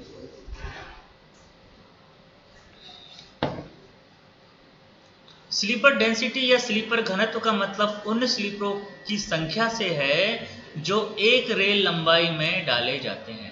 मतलब स्लीपर डेंसिटी या स्लीपर घनत्व से मतलब वो होगा कि जो एक रेल लंबाई में डाल रहे हैं, अगर हम रेल से उसका कैलकुलेशन कर रहे हैं, अगर किलोमीटर से कैलकुलेशन कर रहे हैं तो 1 किलोमीटर में जितने स्लीपर डाले जा रहे हैं वही उस स्लीपर की क्या रहेगी, स्लीपर डेंसिटी रहेगी।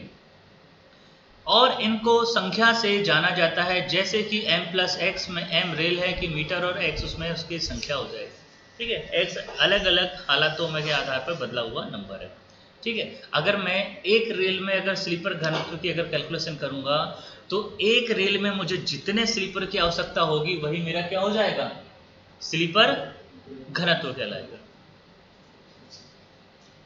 जैसे फॉर एग्जांपल मैट्रिक प्रणाली में यदि मैं बात करूं m+7 की, किसकी बात करूं, m+7, तो m मतलब क्या हो जाएगा, रेल की लंबाई। तो रेल की लंबाई कितनी होती है हमारी, मोस्टली 13 मीटर, 13 मीटर रहती है ना। 13 + 7, 13 और 7 जोड़ो कितना हो जाएगा आपका 20। तो मतलब कहना चाहिए कि भाई एक 13 मीटर की रेल में मुझे कितने स्लीपरों की आवश्यकता पड़ेगी, आपके 20 स्लीपर की आवश्यकता पड़ेगी। यही मेरा क्या हो जाएगा, स्लीपर घनत्व हो जाएगा।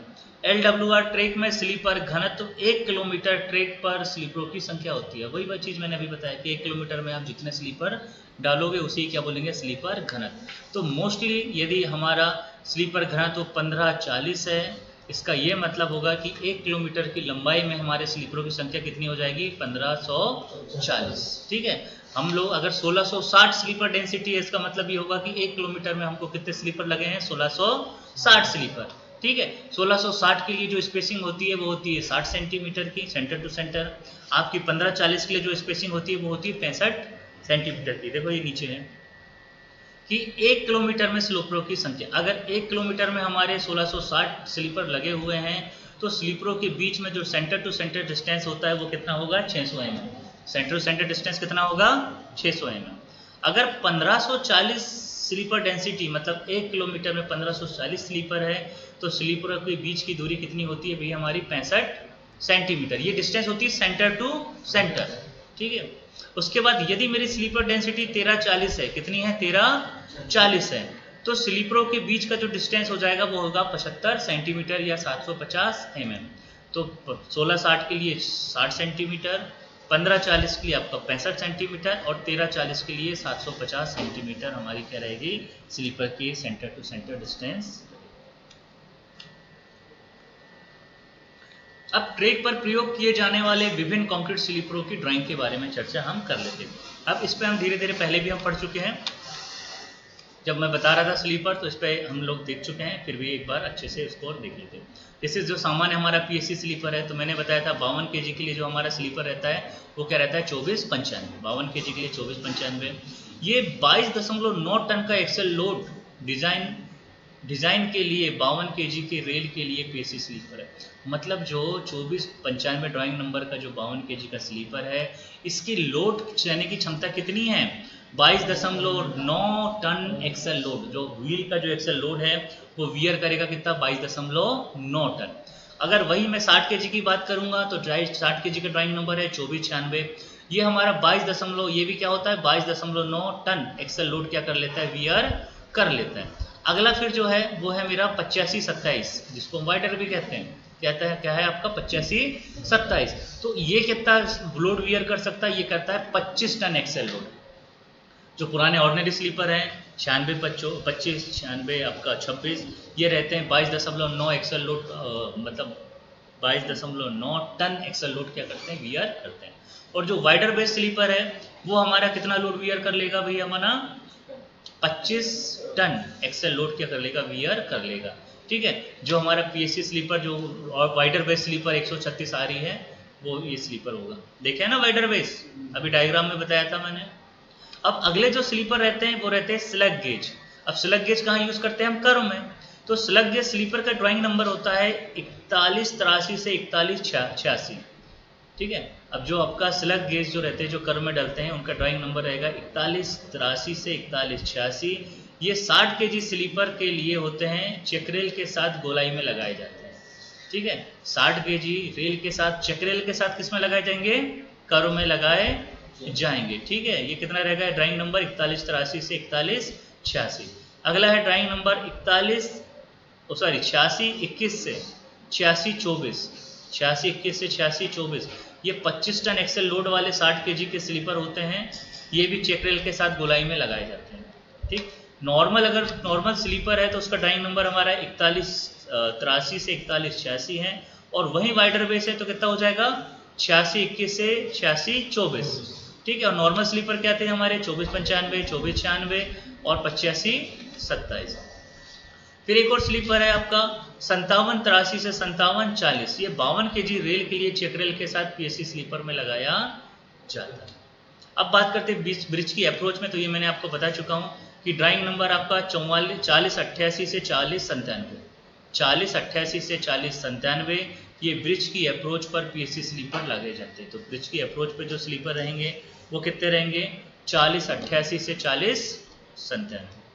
उसके बाद फिर अगला जो रहेगा 8672 से 8680। 8672 से 8680 मतलब देखो ब्रिज की अप्रोच पे जो डल रहे हैं, ऑर्डिनरी स्लीपर का ड्राइंग नंबर क्या है 40, 88 से 40, 97। लेकिन वही वाइडर बेस स्लीपर है जिसका एक्सेल लोड कितना है, वियर करता है 25 टन एक्सेल लोड वियर करता है, उसका ड्राइंग नंबर हो जाएगा 86, 72 से 86, 80, 86, 72 से 86, 80। अब बात करते हैं किसकी, फाटक पर, मतलब आपका लेवल क्रॉसिंग पे। लेवल क्रॉसिंग पे जो 60 kg 52 kg के जो चेकरेल के साथ जो लगाए जाते हैं वो है 4148 से 4148 ए, 4148 है 4148 ए, ठीक है। और इसी में अगर वाइडर बेस की बात करेंगे जो 25 टन का लोड वियर कर सकते हैं वो 8671 है, जो 25 टन का लोड वियर कर सकते हैं गेट में वाइडर बेस स्लीपर, वो कितना रहेगा आपका 8671। उसके बाद एसीजे की बात करेंगे तो एसीजे पे 4149, एसीजे के जो पीएससी स्लीपर है नॉर्मल वाले वो कितने हैं आपका 4149। और जो एक और स्लीपर रहता है वो होता है 6253, 6253 कहाँ लगता है, एसीजे के पीएससी स्लीपर जिसकी चौड़ाई 300 mm से अधिक गेप के लिए इसको क्या किया जाता है, यूज किया जाता है। ये ब्रिज की अप्रोच में भी यूज किया जाता है, इसका बहुत कम यूज करें, मोस्टली अभी जो यूज कर रहे हैं वो क्या है 4149। जो एसीजे के जो स्लीपर रहते हैं ना प्लेन, उसका ड्राइंग नंबर क्या हो जाएगा 4149। अब पॉइंट एंड क्रॉसिंग की बात कर ले भाई, तो पॉइंट एंड क्रॉसिंग में अगर 1 8.5 का टर्नआउट है तो उसका जो स्लीपरों का जो सेट होता है उसका ड्राइंग नंबर होता है 4865। 1 8.5 के लिए जो स्लीपर है वो होते हैं 4865। वहीं अगर 1 and 12 के लेआउट की बात करेंगे तो ये होते हैं आपके 4218। 1 and 12 के लिए जो हमारे स्लीपर होते हैं वो ड्राइंग नंबर क्या हो जाएगी आपकी 4218, और 1 8.5 के लिए कितनी हो जाएगी आपकी 4865। वहीं पर आपकी यदि पटरी से उतरने वाले स्विच के लिए यदि बात कर लेंगे तो वो कितनी होती है भाई 6068। जो स्लीपर का जो ड्राइंग नंबर है वो होता है 6068। उसके बाद सेलो स्लीपर की बात कर रहा था मैं, सेलो स्लीपर कहाँ डलता है बताया था कि ऐसे ब्रिज है जहां पर हम नॉर्मल स्लीपर क्या कर सकते हैं, डाल नहीं सकते, तो वहां पर कम हाइट के स्लीपर यूज करते हैं, उसे ही क्या बोला जाता है हमारा सेलो स्लीपर। तो जो सेलो स्लीपर होता है उसका ड्राइंग नंबर है कितना होता है आपका 4852 और 8326, ठीक है। पीएससी सेलो स्लीपर अगर गार्ड रेल के साथ डाल रहे हैं तो उसका ड्राइंग नंबर हो जाएगा 8326, और नॉर्मल डाल रहे हैं तो कितना हो जाएगा आपका 4852। अब लास्ट पॉइंट अपन देख रहे हैं, डिस्कस करते हैं कंक्रीट स्लीपरों का रख रखाव, कि भाई हम कंक्रीट स्लीपर का रख रखाव कैसे करेंगे। तो कंक्रीट स्लीपर का रख रखाव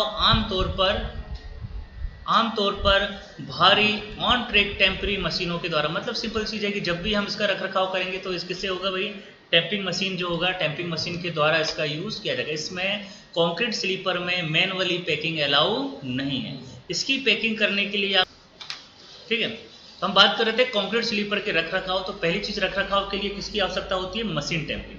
मैनुअल टैंपिंग इसमें अलाउ नहीं है। अगर मैनुअल जैसे ही हम स्लीपरों की पैकिंग करेंगे तो क्या करेंगे, उसकी जो कोरे निकली रहती है नीचे से, वो कोरों को क्या कर देगा, वो बेंड कर देगा, तोड़ देगा, इसलिए इसकी पैकिंग हमेशा किससे होनी चाहिए, मशीन से।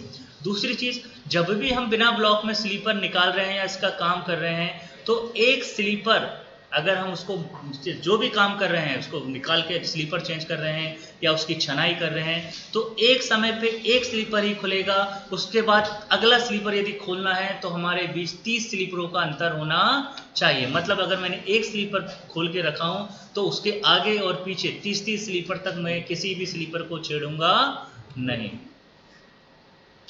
सवारी आरामदायक हो इसलिए कंक्रीट के स्लीपरों का संघनन अच्छी तरह से और एक साथ करना जरूरी है। कंक्रीट स्लीपरों के बीच में ऊंचाई होने से बचना चाहिए, अतः इसके स्लीपर के मध्य में 800 mm स्थान पर सख्त पैकिंग होनी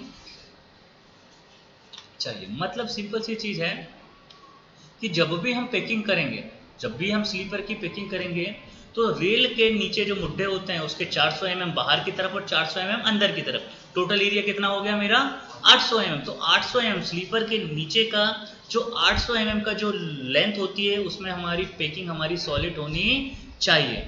अगर वो हमारी पैकिंग सॉलिड रहेगी तो हमारी रेल बैठेगी नहीं, अगर वहां पे अगर हमारी लूज पैकिंग होगी तो हमारी रेल कैसी हो जाएगी, बैठ जाएगी। प्री स्ट्रेस तारों के बाहर निकलने पर सिरे पर संरक्षण बनने, स्लीपर के दोनों सिरों पर एंटी कोरोजन पेंट लगा देना चाहिए। ठीक है। क्या होगा भाई, अब देखो मैंने आपको बताया था कि स्लीपर के अंदर जो क्वांटिटी रहती है किसकी, स्टील की, वो कितने नंबर से रहती है, 18 नंबर से, 18 रहता है। और डाया कितना रहता है उसका, 3 mm, मतलब 3-3 mm के 18 रहते हैं, ठीक है। तो वो क्या रहते हैं, आउटर से नजर आते हैं। तो आउटर से नजर आते हैं तो जब उसमें वातावरण के अगर वो संपर्क में आएगा तो उसमें क्या लग जाएगा, कोरोजन लग जाएगा, जंग लग जाएगा, जंग लग जाएगा। तो उस जंग लगने से बचने के लिए उसके दोनों एंडों पर हमको एंटी कोरोजन पेंट कर देना चाहिए। जहां तक हो सके कंक्रीट स्लीपर को बिछाने और इसके रख रखाव का काम मशीनों के द्वारा ही किया जाना चाहिए। लचीली रेल क्लिप को ठीक तरह से कसना चाहिए, मतलब जो आपकी जो पेंडोल क्लिप है, जो ERC है, उसको ठीक ढंग से कसना चाहिए। फिटिंग फस्टिंग हमको प्रॉपर ढंग से रखनी चाहिए। इस बात का ध्यान रखना पूरी चौकसी के साथ करना चाहिए कि कंक्रीट स्लीपर वाले रेल पथ के किसी भी भाग में क्रिप ना हो और ACJ के निकट अधिक गति ना होनी, ठीक है। मतलब मोस्टली ये कोशिश करनी चाहिए कि हमारे किसी भी स्लीपर के पास कोई क्रिप ना हो, क्रिप ना चले। अब क्रिप नहीं चलेगा तो क्या कंडीशन होगी कि अगर उसमें क्रिप बैलास्ट प्रॉपर मात्रा में रहेगी तो क्रिप हमारा चल पाएगा क्या, नहीं चल पाएगा। अब क्या होता है भाई, कंक्रीट स्लीपरों के नीचे क्या आता है हमारा, रबड़ पैड,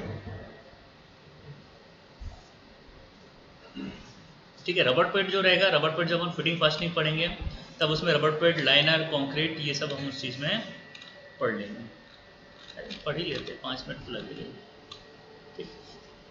अब रबड़ पैड क्या होता है, अब रबड़ पैड क्या होगा कि रेल और स्लीपर के नीचे जो यूज होता है उसी को क्या बोलते हैं हम, रबड़ पैड। रबड़ पैड क्या होता है, रेल को और स्लीपर को आपस में क्रसिंग नहीं होने देता और दोनों के बीच एक कुशन का काम करता है, ठीक है। यह सुनिश्चित किया जाए कि रबड़ पैड सही स्थिति में होना चाहिए। जब यह पता चले कि रबड़ पैड हमारे खांचे, मतलब खांचे बढ़ गए हैं, खांचे उसके जो है समाप्त हो गए हैं या खराब हो गया है, तो उन्हें हमको बदल देना चाहिए। यह कार्य डिस्ट्रेसिंग करते समय भी किया जा सकता है। अप्रभावी पेड़ों के कारण पेंडोल क्लिप के टोलूट में क्या हो जाती है, कमी हो जाती है। जैसे हमको लगता है कि हमारे रबड़ पैड की जो है वो खराब हो गए तो उनको क्या कर देना चाहिए, बदल देना चाहिए। अगर नहीं बदलेंगे तो उसका जो टोलूट है उसमें क्या आ जाएगी, आपकी कमी आ जाएगी। लाइनर की बात करें तो लाइनर, पेंडोल क्लिपों के साथ प्रयोग किए हुए लाइनरों का समय समय पर परीक्षण करना चाहिए और देखते रहना चाहिए कि कहीं उसमें टूट फूट तो नहीं हो गई है या खांचे तो नहीं पड़ गए। इन्हें लगाते समय क्लिप को सावधानी से लगाना चाहिए ताकि कोई नुकसान ना हो। कंक्रीट स्लीपरों वाले रेल पथ के रखरखाव की सबसे बड़ी समस्या ये है कि लचीले रेल क्लिप MCI जो इंसर्ट होते हैं के साथ जाम हो जाती है, सीज हो जाती है। अतः केवल नियमित रखरखाव के समय ही नहीं बल्कि तनाव मुक्ति के दौरान, मतलब डिस्ट्रेसिंग के दौरान भी, अन्य कार्यों के दौरान भी